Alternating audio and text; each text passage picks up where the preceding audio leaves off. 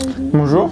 Ça va? Ça va très bien. Comment je dois t'appeler? Maïlik, jeune parisien, humain cool? Jeune parisien non, mais Maïlik ou humain cool.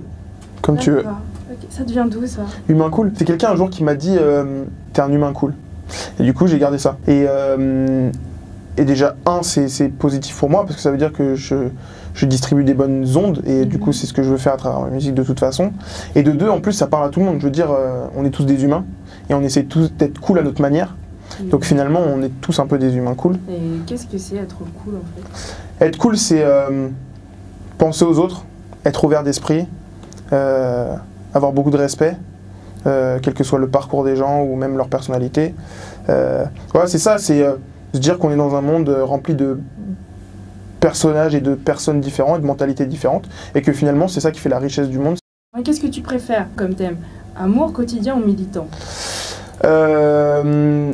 Et ben finalement, je dirais que malheureusement il y en a deux qui se rejoignent.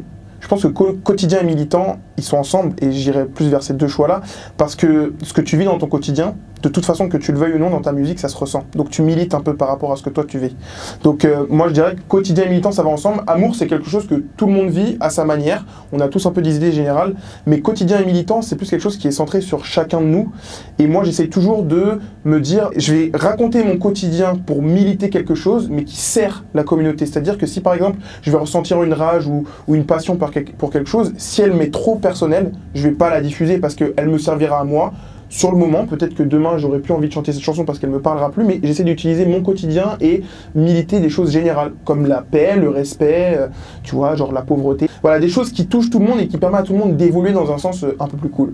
Il y a plein de manières de faire de la musique et de réfléchir sa musique. Il y a certaines personnes qui font de la musique pour faire danser les gens, certaines personnes qui font de la musique pour faire réfléchir. Et moi, la première forme de musique qui m'a touché le plus, c'était le rap, qui prenait l'égalité des chances, la diversité, etc.